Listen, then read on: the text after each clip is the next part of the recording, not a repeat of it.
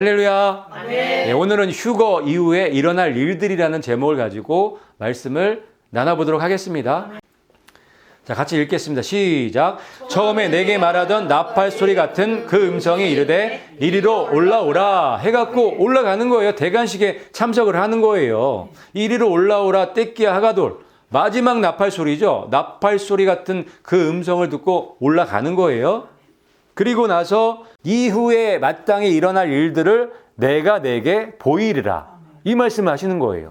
그렇기 때문에 4장 이후부터 나오는 거는 교회 시대가 끝나고 7년 환란 시대가 들어가는 내용들이 이어진다는 걸 우리가 이해해야 된단 말이에요. 그래서 4장 이후에 나오는 내용들이 이방 교회의 냄새가 별로 안 나는 거예요. 그 대신 이스라엘의 냄새가, 이스라엘의 그림이 쫙 펼쳐져 있는 이유가 거기 있는 거예요. 이 말씀을 들으시고 계시록 한번 다시 보세요. 보시면 거기에 왜 이방 교회가 이야기가 별로 없고 왜 이스라엘의 이야기가 많이 있는지를 발견하고 이해하시게 될 거예요. 근데 제가 먼저 전체적인 개관을 좀 해드릴게요. 자, 보세요. 1장부터 3장까지는 7교회 이야기죠. 3장에서 끝나고 4장에서 지금 이리로 올라오라는 소리 듣고 하늘의 대관식에 참석하기 위해서 이방교회, 2000년의 이방교회가 다 올라가는 거예요. 그 후에 일어나는 거예요. 그 후에 4장부터 이제 7년의 환란의 시간을 어떤 일이 일어나는지를 쭉 펼쳐주신 이야기가 계시록인 거예요.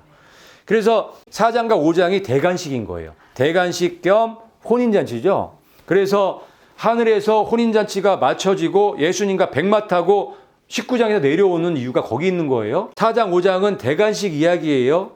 그 다음에 이 계시록의 중심에 있는 게 7인, 7나팔, 7대접이에요. 그 심판의 이야기가 중심으로 쭉 펼쳐지는 게 계시록 이야기예요. 그래서 계시록은 6장에 7인 사건이 나오고 8장, 9장에 7나팔 사건이 나오고 15장, 16장에 7대접 이야기가 나오는 거예요. 중심적으로 세 가지 이 재앙들이 큰 뼈대로 딱 들어가 있는 거예요. 엄청난 큰 환난들이 다 들어가 있잖아요. 7년 환난이라는 게 그런 거예요. 그게 마지막 7년에 포진되어 있는 거예요. 7인과 7나팔과 7대접 이 세 가지 심판으로 구성이 되어 있는 게 계시록이에요. 그 안에 중간중간에 삽입된 장에 스토리들이 들어가 있는데 그 스토리들이 거의 대부분이 유대인, 이스라엘의 이야기인 거예요. 이방 교회의 이야기는 거의 안 나와요. 7장에 무슨 얘기 나오죠? 14만 4천 명 이야기가 나오는 거예요. 그래서 전 3년 반에 활동할 14만 4천 명이 인치는 장면이 나오는 거예요. 14만 4천 명이 이방 교회인가요? 14만 4천 명은 이방 교회가 될 수가 없어요. 14만 4천 명은 그냥 이스라엘인 거예요. 여기 7장에 기록되어 있죠, 그냥. 이스라엘의 12지파 12,000명씩 14만 4천 명이라 기록되어 있잖아요. 그렇게 기록되어 있는데도 불구하고 우리가 고집하고 우길 필요가 없잖아요. 전체적인 이 성경 기록들을 우리가 이해를 하면 당연히 그 14만 4천 명은 이스라엘일 수밖에 없는 거예요. 그런데 이 7장에 이방 교회도 나와요. 이방인들의 교회도 나와요. 7장 9절부터 쭉 나오죠. 큰 무리. 능히 셀 수 없는, 아무도 셀 수 없는 큰 무리가 나와요. 근데 그 큰 무리는 모든 족속과 방언과 민족과 백성들에게서 나온 무리인 거예요. 그럼 모든 족속과 백성과 방언에서 민족에서 나온 무리이기 때문에 어떤 교회라고 할 수 있는 거예요? 이방 교회. 근데 이 큰 무리가 어디 있어요? 하늘에 올라가 있단 말이에요. 종려나무 들고 흰 옷 입고 대관식에 참여하고 있단 말이에요. 7장에 분명히 14만 4천 명이 나오고 이 큰 무리, 이방 교회가 나오는 거예요. 같이 있는 게 아니에요. 14만 4천 명은 일하기 위해서 인침을 받은 거고 이 큰 무리는 대관식에 지금 참석하고 있잖아요. 틀려도 너무 틀리죠. 바톤 타치 해줬다는 것을 보여주는 말씀이 7장에 들어가 있는 거예요. 그리고 나서 11장에 두 증인 이야기가 나오는 거예요. 근데 11장 출발이 뭐예요? 제3성전의 이야기죠. 느닷없이 제3성전이 나오는 거예요. 성전이 없어졌잖아요. 다 파괴됐잖아요. 그런데 갑자기 성전 이야기가 나오는 거예요. 그러면서 두 증인 이야기가 나오는 거예요. 그런데 이들의 활동 무대가 예루살렘이에요. 예수님이 십자가에 죽으셨던 그곳에서 일을 하고 있는 거예요. 이 두 증인들, 여기서 나오는 성전, 제3성전과 이스라엘, 지금 다 돌아온, 이스라엘 땅으로 다 돌아온 유대인들 맞나요? 그 무리들을 지금 얘기하고 계시는 거예요. 11장에는 이방 교회는 안 보여요. 그리고 12장에 세 무리가 나오죠. 아이가 나오고 여자가 나오고 그다음에 남은 씨들이 나오는 거예요. 세 부류의 사람들이 나오는데, 자, 여자가 임신을 했어요. 여자가 임신을 했는데 아이를 낳죠. 이 사내 아이를 낳게 되는데 이 아이가 어떻게 돼요? 하늘로 올라가죠. 데리고 가신단 말이에요. 휴거 사건인가요? 휴거 사건이에요. 그래서 이 아이가 체에 올라가서 하나님 보좌에 있잖아요.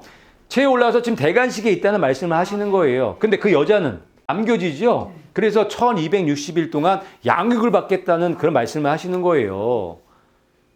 근데 두 증인이 며칠을 일해요? 1260일. 이 여자가 며칠 동안 양육받아요? 1260일. 똑같죠? 1260일이라는 단어는 여기서 딱 두 번 나오는 거예요. 같은 사람들이죠? 같은 사람이기 때문에 똑같은 단어를 쓰시는 거예요. 1260일을 쓰시는 거예요. 딱 두 번 나오는데, 성경 66권에 딱 두 번 나오는데 여기 기록되어 있는 거예요. 11장, 12장에. 이 여자와 두 증인은 같은 그룹이라는 걸 알 수 있어요. 같은 그룹인데 무슨 교회예요? 이스라엘 교회를 말씀하고 계시는 거예요. 그 아이는 이방 교회죠. 이방 교회 어디 있어요? 하늘로 체에 올라갔죠. 그럼 지금 7장에 큰 무리가 하늘에 올라가서 대관식에 참석하고 있죠. 이 12장에 이 아이가 체에 올라가서 보좌 앞에 대관식에 또 올라가 있는 걸 얘기를 하는 거죠. 계시록에 지금 7장, 11장, 12장이 삽입작인데 거기 주인공들은 다 누구예요? 유대인들이죠. 이방 교회는 어디가 있어요? 하늘 올라가고 주인공이지만 이 땅에서는 누가 주인공인 거예요? 이스라엘 교회가 주인공으로 지금 계시록을 기록하고 있다는 걸 보셔야 되는 거예요. 이게 계시록이 절대 어렵지 않아요. 아주 단순한 책이에요. 그런데 이거를 대체신학으로 이방 교회의 입장으로 관점으로 이걸 보다 보니까 어렵게 돼버린 거예요. 예수님이 쓰실 때 어떻게 이 계획을 하시고 쓰셨는지를 아셔야 되는 거예요. 그렇게 출발하고 계시록을 보면 너무 쉽죠. 그 다음에 13장은 두 짐승에 대해서 나오죠. 적그리스도와 거짓 선지자, 이 두 짐승의 세력이 13장에 우상을 세우고 짐승의 표, 666, 그 표를 준다는 이야기가 나오는 거죠. 그 다음에 14장에 14만 4천 명이 또 나오는 거예요. 근데 이 14만 4천 명은 어디 있어요? 하늘에 올라가 있는 거예요. 하늘에 올라가서 찬양하는 내용이 14장에 나오는 거예요. 7장에는 인침받았고 3년 반 1260일 일하고 14장에 올라가 있는 내용이 지금 7장과 14장 이야기인 거예요. 그리고 15장 16장에 이제 마지막 나팔이 불려지면서 대접이 부어지게 되는데 15장에 보면은 그 남은 씨들, 여자의 남은 씨들, 그 짐승의 표환란을 겪고 올라온 또 무리가 또 있죠. 짐승의 표를 이겼다는 거는 목숨 걸고 그거 안 받았다는 얘기예요. 그때는 도망갈 수도 없어요. 피할 곳도 없기 때문에 순교하셔서 올라가셨다고 보시면 돼요. 그래서 세 번째 그룹이 15장에서 노래하고 있는 그 내용이 15장에 나오는 거예요. 그리고 이제 16장에서 여섯 번째 대접이 부어지면서 아마겟돈 전쟁을 통해서 예수님 신말 타고 예수님의 신부들 세 그룹이 다 올라갔잖아요. 이제 같이 말 타고 혼인잔치 끝나고 같이 말 타고 지상 재림해서 아마겟돈 전쟁으로 끝내시는 거예요. 끝내시면서 이제 천년왕국으로 들어가는 거죠. 그리고 17장, 18장은 두 짐승의 정체가 무엇인지, 음녀의 정체가 무엇인지, 큰 바벨론이 무엇인지 설명해 주고 있는 삽입장이고, 19장이 이제 재림장, 지상 재림장이죠. 말 타고 재림하는 거. 그리고 재림하기 전에 무슨 일이 있어요? 그 안에 혼인잔치가 있죠.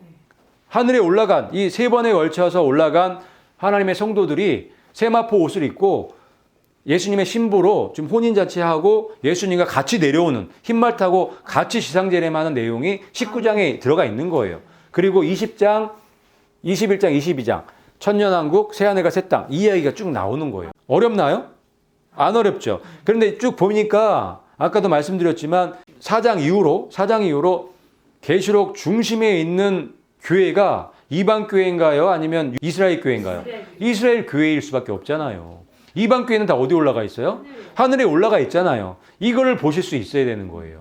이걸 보실 수 있어야 휴거를 확신할 수 있게 되고 교회 시대가 끝날 때 있을 휴거의 주인공으로 준비할 수 있는 거예요. 여기 보니까 10장이 딱 빠졌네요. 10장. 10장에 굉장히 중요한 말씀이 있어요. 같이 읽어볼게요. 시작. 그 종 선지자들에게 전하신 복음과 같이 하나님의 그 비밀이 이루어지리라. 아멘. 계시록은 그 종 선지자들에게 전하신 말씀이 이루어지는 그런 책인 거예요. 특별히 마지막 때에 이스라엘에게 이루어질 그 말씀들을 이루는 책이 계시록인 거예요. 그래서 이 말씀을 하신 거예요. 그 선지자들에게 전하신 복음과 같이, 그 말씀과 같이, 그 예언의 말씀과 같이 하나님의 그 비밀이 이루어지는 책이 계시록인 거예요. 완벽하게 이루어지지 않나요? 이 계시록 속에서 그거를 보실 수 있어야 되는 거예요.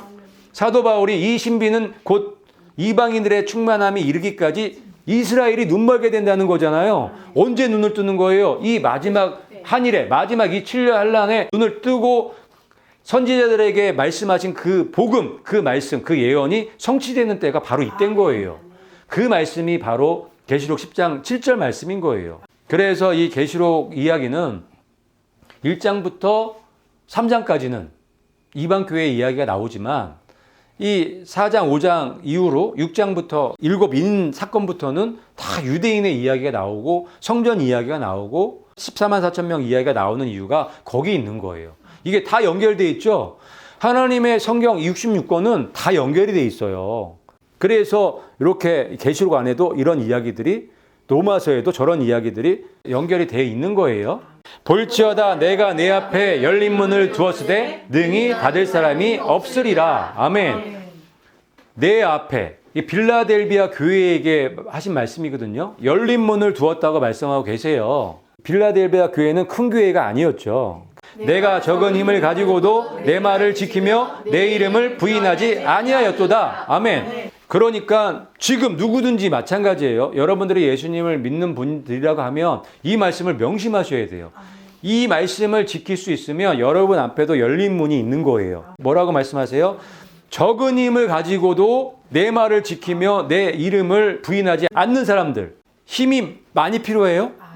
적은 힘만 있어도 되는 거예요. 적은 힘을 가지고도 예수님의 말씀, 하나님의 말씀을 지키고 예수님의 이름을 부인하지 않는. 여기 보니까 예수님의 이름을 부인했다는 말씀만 딱 봐도 어떤 그룹이 생각나나요? 배도한 교회, WCC, 예수님 없어도 구원받을 수 있다는 그 교회가 딱 보이시죠? 예수님은 그런 것들을 염두하시고 이런 말씀들을 넣어 놓으신 거예요. 하나님의 말씀, 예수님의 말씀을 지키는 사람들은 예수님의 이름을 부인하지 않겠죠. 그렇지만 예수님의 말씀을 지키지 않는 사람들은 예수님이 필요가 없으니까 안 지키겠죠. 그래서 배도하는 게 쉬운 거예요. 예수님 없어도 괜찮아요. 예수님이 안 왔으면 좋겠죠. 그게 배도한 교회의 결정판인 거예요. 그래서 지금 온 교회가 WCC 운동을 통해서 다 지금 넘어가게 생긴 거예요. 놀라운 일이죠. 그런데 이 말씀처럼, 이 말씀에 기록된 것처럼 그게 지금 성취가 되어가고 있는 시점에 우리가 살아가고 있는 거예요. 여러분 눈으로 보면은 그게 보이시나요? 지금 교회들이 WCC, 이 교환권과 짝이 되어서 통째로 이 교회를 팔아먹는 그 모습이 보이시나요? 거기서 나오셔야 되는 거예요. 거기서 도망쳐 나오셔야 되는 거예요. 그래 이 빌라델비아는 적은 힘을 가지고도 말씀을 끝까지 지킨 거예요. 예수님의 이름을 부인하지 않은 거예요. 오직 예수님인 거예요. 예수님만 나의 신랑이고 예수님만 나의 구원인 거예요. 그래서 예수님이 열린 문을 그 앞에 두시는 거예요. 어떻게 그 사람을 예수님이 기억하지 않으실 수가 있겠어요. 실제로 그래요. 우리는 예수님 없으면 이미 죽은 자들이에요. 이미 사망 가운데 있는 자란 말이에요. 예수님 때문에 우리가 살아날 수 있고 예수님 때문에 우리가 예수님을 닮아갈 수 있고 구원에 이룰 수 있게 된 거란 말이에요. 그런데 예수님이 없어도 된다? 예수님의 이름을 부인한다? 말이 안 되죠. 이거는 배신도 이런 배신이 없는 거예요. 그래서 그 예수님을 배교한 교회는 큰 한난 가운데 던져질 수밖에 없는 거예요. 이스라엘이 예수님을 죽여서 2000년 동안 핍박을, 고생을, 환난을 얼마나 겪었는지 몰라요. 역사적으로 그 증거들이 너무 많아요. 그런데 예수님을 배신하고 떨어져 나간 이 교회는 그 큰 환난 속에 버려진 교회는 얼마나 큰 심판을 받겠냔 말이에요. 여러분 그 감당할 수 없으세요. 그러니까 거기 들어가기 전에 아직 시간이 있으실 때 거기서 나오셔야 되는 거예요. 거기서 도망쳐 나오셔야 되는 거예요. 내가 나의 인내의 말을 지켰은즉 나도 너를 지켜 시험의 시간을 면하게 하리니. 아멘. 인내의 말을 지켰기 때문에 나도 지켜준다 이거예요. 네 믿음대로 되는 거예요. 네 믿음대로. 우리가 무엇을 보든지 우리가 무엇을 바라보든지 그대로 되는 거예요. 내가 육신적인 생각으로 어떤 생각을 품고 나가면 반드시 그 육신적인 열매를 맺게 돼 있어요.